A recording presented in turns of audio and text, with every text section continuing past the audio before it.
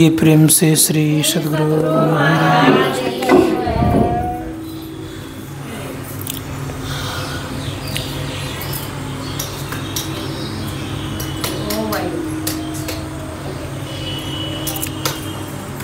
मंगल मूर्ति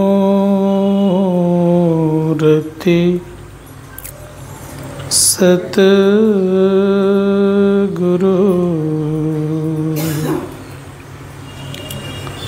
मिलवा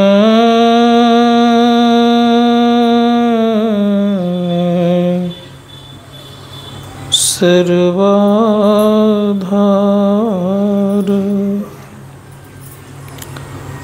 मंगलमय मंगल करन बिनवा बारंबार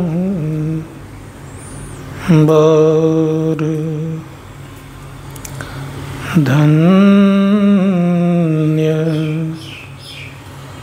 धन्य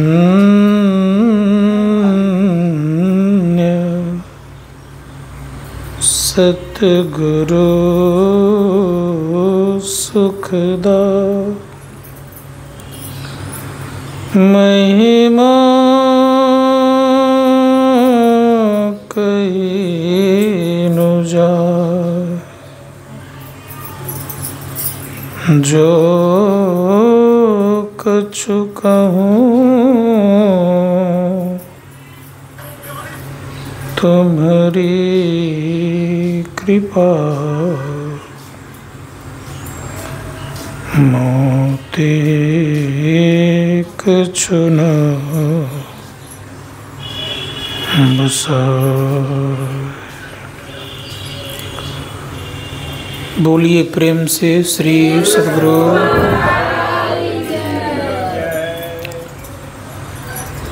अव्यक्त रूप में सद्गुरुदेव के पावन श्री चरणों में कोटि सा नमन। मंचस्थ परम श्रद्धेय स्वामी बालानंद जी महाराज, सम्माननीय हमारे आदरणीय शोभानंद जी महाराज, समवेत समादरणीय सज्जन आदरणीय माताओं तथा भक्तिमती बहनों,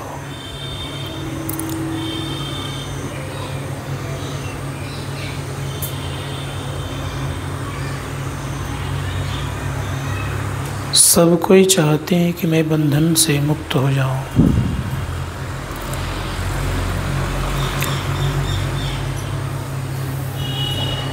बंधन कोई नहीं चाहता है। जो बंध जाते हैं वो भी नहीं चाहता कि मैं बंधन में पड़ूं।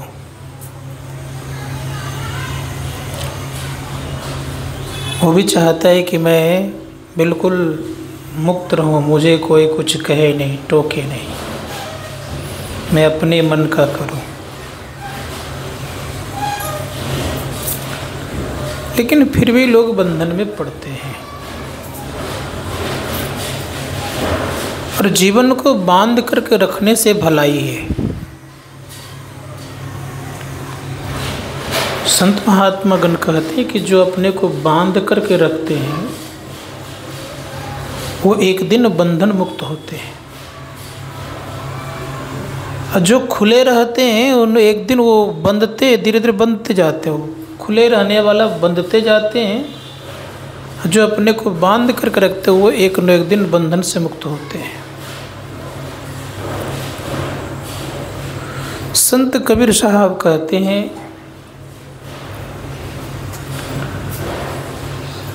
बंधा निर्बंध होय। जो बंधा होता है वो निर्बंध होता है। निर्बंध बंधा जाए। जो निर्बंध होता है वो बंधते जाता है। इसीलिए प्रयास करना चाहिए, अपने आप को बांध करके रखना चाहिए। किससे? संत कहते हैं कि साधन भजन से अपने आप को बांध कर रखना चाहिए, नियम से बांधना चाहिए। जो व्यक्ति गुरु के आज्ञा के अनुकूल चला वो एक न एक दिन बंधन मुक्त हुआ, जो स्वच्छंद विचरण करते रहा वो दिनों दिन बंधते चला गया। ऋषि मुनिगण कहते हैं कि बांध करके चलिए। मां सबरी संसार के बंधन में अवश्य पड़ी, लेकिन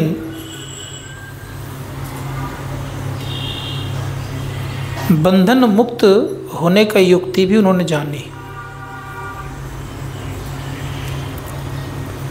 और जान करके साधुओं की सेवा की। और आपने सुना कि 1-2 वर्ष नहीं, कहीं 14,000 वर्ष है। और यह केवल तुलसीकृत रामायण में सबरी का प्रसंग है, वाल्मीकि रामायण में तो है ही नहीं।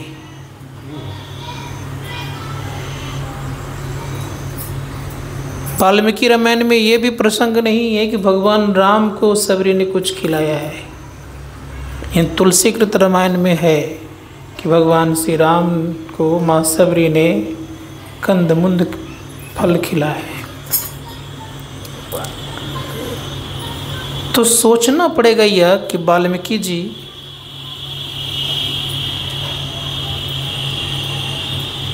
क्या कह रहे हैं, वाल्मीकि जी भी कुछ कह रहे हैं। रामायण लिखने की जो स्थिति आई,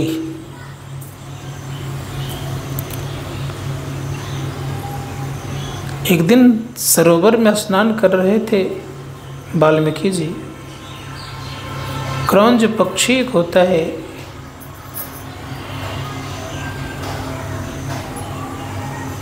वह आपस में विहार दोनों पक्षी कर रहा था। एक व्याधा ने संधान किया और मार दिया। उससे जो करुण स्वर निकला, उस दृश्य को वाल्मीकि जी ने देखा। तब से संस्कृत श्लोक प्रस्फुटित हो गई। जैसे संस्कृत श्लोक उनके मुख से निकला,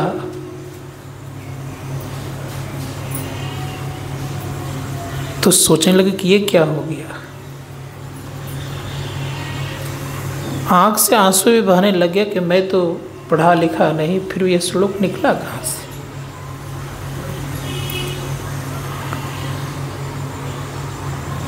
तो ब्रह्मा जी के मानस पुत्र नारद जी आए।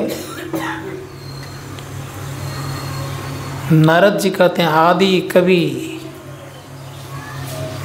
आप प्रारंभ के कवि हो, आप रामायण लिखो। और लिखना प्रारंभ किया। मैं उधर जाना नहीं चाहता, मैं इस बात को रखना चाह रहा हूँ कि संसार में अपने आप को बांध करके चलिए, सहना जानिए। सबरी ने बहुत कुछ सहा है, सीखना चाहिए माँ सबरी से। इतना सहा है कि आजकल के महात्मा तो सब छोड़ छाड़ के भाग जाएगा।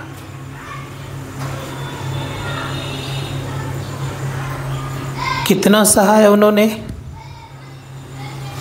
जब मतंग ऋषि ने उस आश्रम में सबरी को रख लिया, तो सब महात्मा उस आश्रम को छोड़ के चले गए। मतंग ऋषि का शरीर छूटा तो सबरी को ताना मारते थे लोग। महात्मा गण ताना मारते रहते थे, सबरी तुम्हारा राम कब आएंगे, ताना मारते थे। थोड़ा सा ऊंच नीच होने पर बेचारी थप्पड़ भी खा लेती थी। एक बार संजोग से भगवान राम कहीं लौट कर कुटिया से नहीं चले जाए, इसी कारण से बड़ी तेजी से आ रही थी। एक महात्मा के शरीर में माँ सबरी का साड़ी स्पर्श कर गया। जो ही स्पर्श किया तो उसने एक तमाचा कस के लगा दिया, कुछ नहीं बोली। लेकिन परिणाम ये हुआ, उस तालाब का पानी रक्त से युक्त हो गया। अब सबको स्नान करने में परेशानी, दूर जाकर स्नान करने लग गए। पानी पीने की भी असुविधा हो गई, तो दूर जाकर के पानी पीते थे, सब कोई दूर से लाते थे। अब भगवान श्री राम आए तो उन्हीं ऋषि मुनियों से पूछते हैं कि मेरी सबरी कुटिया किधर है। क्या कह रहा था पहले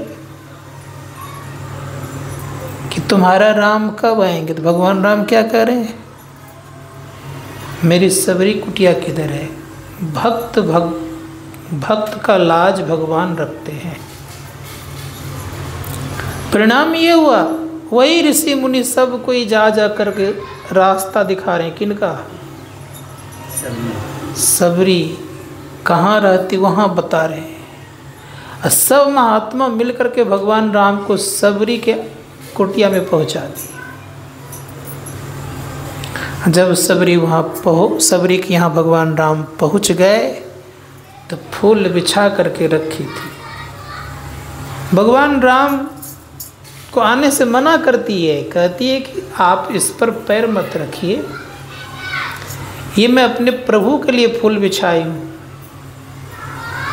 आप कौन हैं? भगवान राम कहते कि मेरा नाम राम है। ऊपर से नीचे देखती है, तब अंदर ले जाती है और बिठाती है और कहने लगती है कि ही विधि स्तुति करहूँ तुम्हारी, अधम जाति में जड़मति भारी, अधम ते अधम अधम अति नारी, तिन्न मह मति मंद अघारी। भगवान राम कहते हैं कि हे सबरी सुनो, कह रघुपति सुनु भामनी बाता, मानहु एक भगति कर नाता। जाति पाति कुल धर्म बढ़ाई, धनबल परिजन गुण चतुराई, भक्ति हीन नर सोहाई कैसा, बिनु जल बारिद देखें जैसा। भगवान राम कहते हैं कि नवधा भक्ति कहूँ तो ही पाई, सावधान सुनु धर्म मन माही, प्रथम भक्ति संतन कर संगा, दूसरे अतिमम कथा प्रसंगा। प्रथम भक्ति क्या है? संतों का संग। संतों का संग करेंगे तो प्रथम भक्ति। दूसरी भक्ति क्या है? भगवान राम की कथाओं में प्रेम। गुरुपद पंकज सेवा, तीसरी भक्ति अमान, चौथी भक्ति मम गुण गना, करहि कपट तजि गान। मंत्र जाप मम दृढ़ विश्वासा, पंचम भजन सुवेद प्रकाशा। मंत्र जाप करना ये पांचवी भक्ति है और वेद में प्रसिद्ध है। लेकिन याद रखिएगा कि मंत्र जपना आसान काम नहीं है। जाप करने बैठते हैं वहाँ गप होना शुरू हो जाता है। बैठते हैं जप करने के लिए, वहाँ दुकानदारी चलना प्रारंभ हो जाता है। बैठते हैं ध्यान करने के लिए, चूल्हा चौका की ख्याल आना शुरू हो जाता है। बैठते हैं जप करने के लिए तो कहीं विलम्ब हो जाएगा तो दुकान पर कब जाएंगे खाना मुश्किल, उसकी फिक्र करने लगते हैं।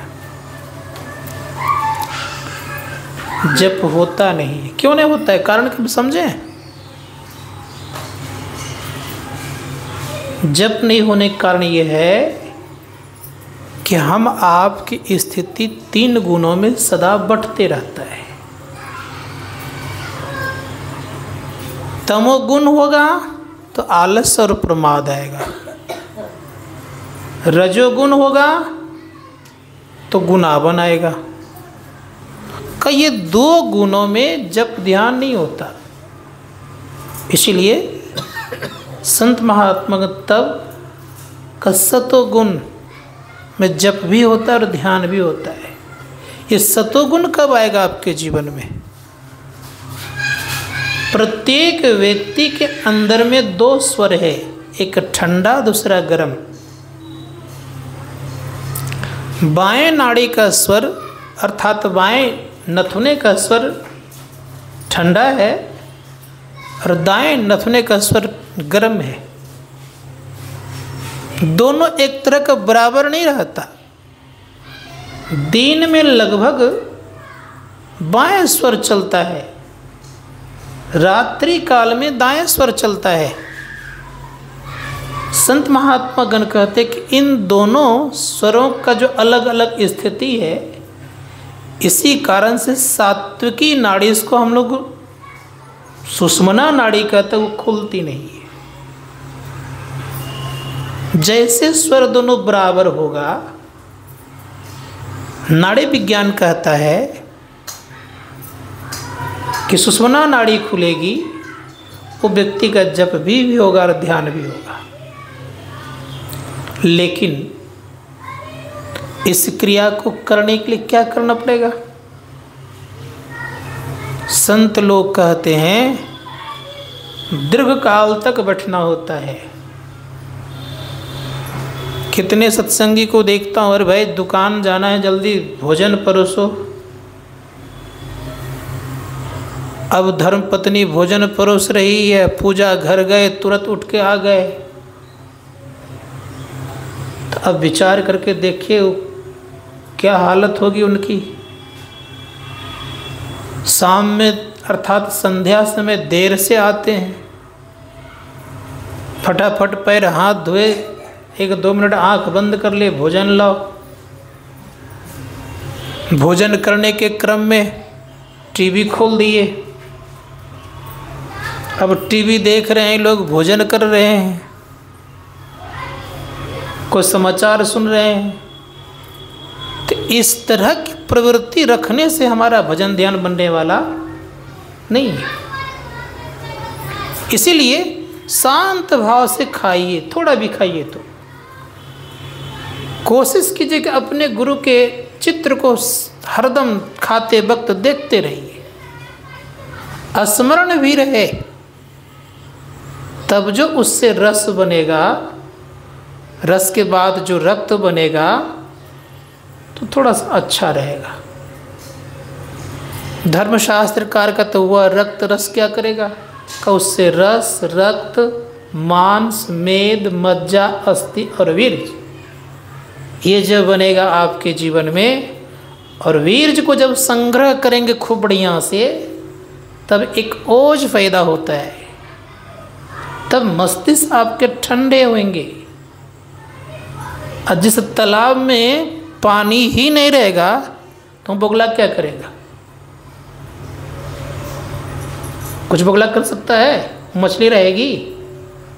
संत महात्मा गण कहते कि जिसके मस्तिष्क एकदम खाली है, तो सदैव याद रखिएगा उसमें जो सूरत बनने की जो प्रवृत्ति आएगी वो संभव जल्दी नहीं है। क्यों? कैसे चढ़ेगा ऊपर? कौन चढ़ाएगा? ऋषि मुनिगण कहते हैं कि इसलिए ओज चाहिए अपने अंदर में, इसके लिए संयमित जीवन चाहिए। इसलिए कहा आहार दृढ़, आसन दृढ़, भजन नेम दृढ़ होए, तब कछुक पावे प्राणी, नहीं तो रहे विषय रस मोहे। आहार दृढ़ता चाहिए। हम लोग क्या करते, बढ़िया भोजन मिलता है तो कभी कोई ठूस ठूस खा लेते हैं। आज बड़ा स्वादिष्ट बना है, डॉक्टर साहब कह रहे थे कल बड़ा सुंदर सब्जी बना हुआ था, हम लिए बड़ी अच्छी बात थी भाई। तो सब्जी का बखान जहाँ होगा तो मन का बखान हो पाएगा? तो स्वादिष्ट भोजन भगवान बुद्ध कहते हैं कि भगवान महावीर कहते हैं कि तालपूट विष के समान हुआ करता है। दूसरी बात रह गई या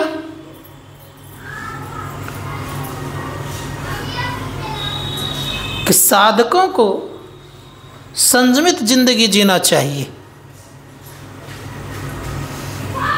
संयमित जिंदगी नहीं होगा तो संभव नहीं बहन ध्यान कर सकेंगे। मंत्र जाप नहीं होगा। याद करिए, कितने बार दिन भर में याद करते हैं आप लोग? देखिए अपने हृदय पर हाथ रख के पूछिए, 1 घंटा में कितने बार याद हो जाता है आपका? आज मंत्र में ताकत नहीं है सो बात नहीं है, आज भी ताकत है। मंत्र सिद्ध तब कहलाता है कि जैसे आपने मंत्र जपना प्रारंभ कर दिया और अपने इष्ट सामने प्रकट हो गए, समझिए मंत्र सिद्ध हो गया। और ऐसी प्रवृत्ति अगर नहीं आई है तो मंत्र आपका सिद्ध नहीं है।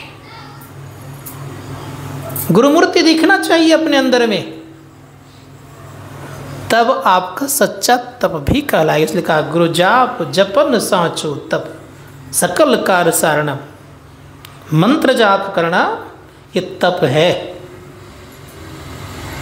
कैसे जपा जाए? परम संत तुलसी साहब कहते हैं, पकड़ी पट पीऊ पीऊ करे। पट कहते हैं पर्दे को, अंधकार के पर्दे को दृष्टि से पकड़िए, अर्थात दृष्टि से अंधकार को देखते रहिए और देखते देखते पुकार लगाइए। जैसे चातक पक्षी है, वह चिड़िया क्या करती है? बादल को देखती और पुकार लगाती है, पीऊ पीऊ करती है। तब उसके मुंह में बूंद आता है। संत महात्मा गण कहते ठीक उसी प्रकार से अंतराकाश को देख देख करके अगर आप पुकार लगाएंगे तब रूप का दर्शन होगा। रूप का दर्शन होगा तो मन प्रसन्न होगा। अब प्रसन्न मन से ही आप दृष्टि और क्रिया कर सकते हैं, अप्रसन्न मन से नहीं। अर्थात मन सिमटेगा, उसी कहते हैं प्रसन्न।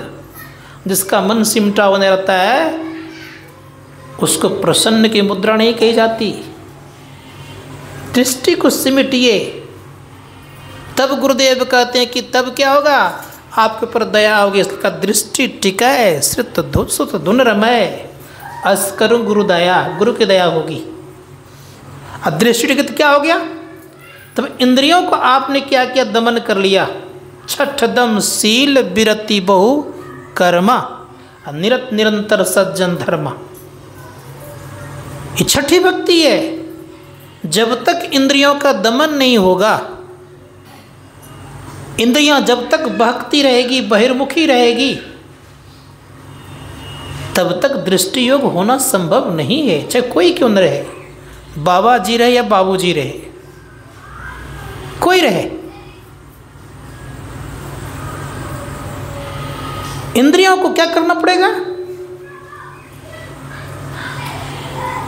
बहिर्मुख से अंतर्मुख करना ही पड़ेगा। उसके लिए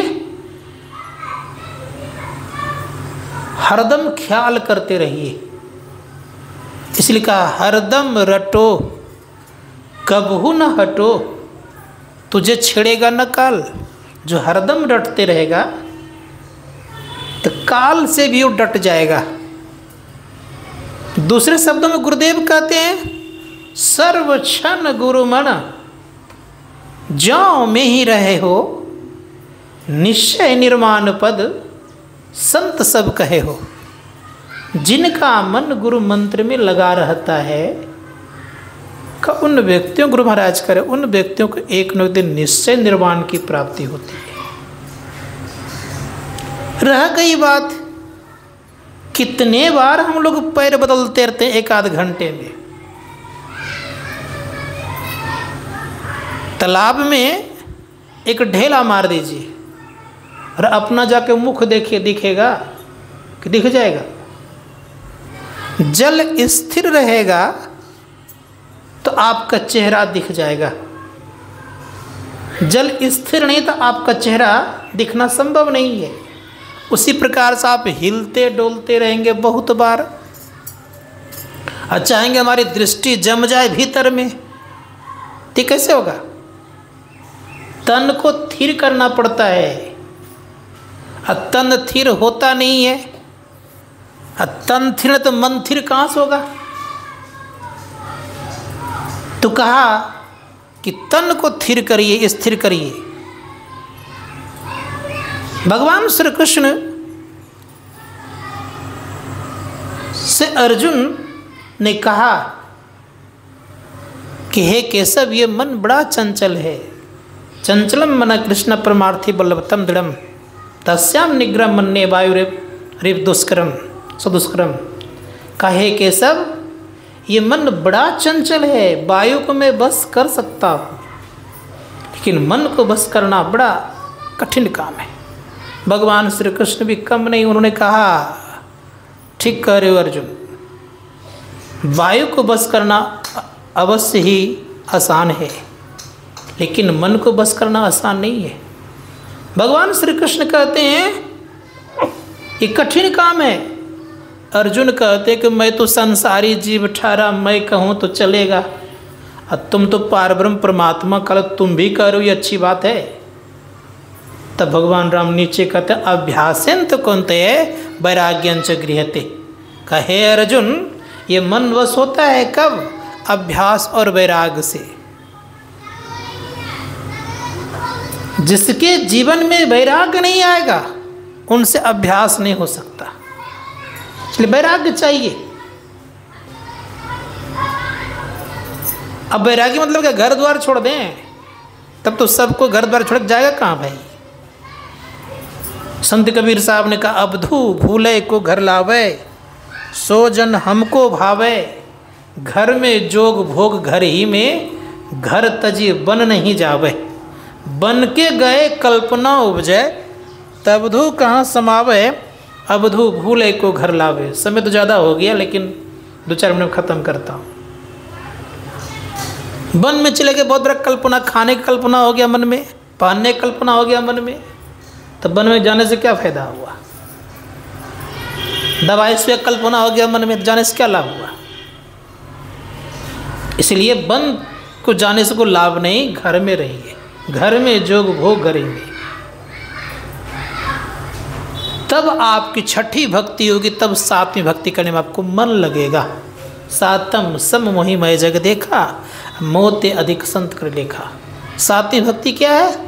सम की साधना है, और सम की साधना करने के लिए मनोनिग्रह करना बहुत जरूरी है। मनोनिग्रह करना है, हमें मन को निग्रह करना है, और मन बस होता है सम की साधना में ही। दम की साधना में इंद्रियों का दमन होता है, और मन का वशीकरण होता है शब्द साधना में। इसलिए संत कबीर साहब कहते हैं शब्द खोजी मन वश करे, सहज योग है ये ही। ये तो सत्य सार है, ये तो झूठी देही। देह को ही हम लोग अमर मान लेते हैं, और वहाँ संत कबीर साहब कहते देह अमर नहीं है। क्या अमर है? आत्मा अमर है। इसलिए ये तो सत्य सार है, ये तो झूठी देही। देह को झूठा है। 8वीं भक्ति क्या है? कल लाभ है आठम जथा लाभ संतोषा, सपन उन्हें देखें परदोषा। नवम सरल सब छन हीना, मम भरोस ये हरस न दीना। नवमह एक हूँ जिनके होई, नारी पुरुष सचराचर कोई। सोई अतिशय प्रिय भामनि मोरे, सकल प्रकार भगति दृढ़ तोरे। मम दर्शन फल परम अनूपा, जीव पावनी सहस रूपा। जोगी वृंद दुर्लभ गति जोई, तो कहा असुलभ भय सोई। भगवान राम कहने लगे, अब अंतिम बात कहते हैं, कही कथा सकल बिलो की हरिमुख, हृदय पद पंकज धरु। तज जोग पावक दे हरिपद लीन भई, जहाँ नहीं फिरे नर विविध कर्म अधर्म बहुमत शोक प्रद सब त्याग कहूँ। विश्वास करी कह दास तुलसी, राम पद अनुराग हूँ। भगवान राम के सम्मुख सबरी खड़ी है, और वहीं पर उनको देखते देखते शरीर का परित्याग करती है। योगा अग्नि में शरीर को जला करके राग करती है, और वो हरि के पद में जा कर के लीन हो जाती है, जहाँ से लौट कर कोई आते नहीं है। यहाँ पर भक्ति तीसरी हो गया, परम कल्याण को प्राप्त कर लिया। बोलिए प्रेम से श्री सद्गुरु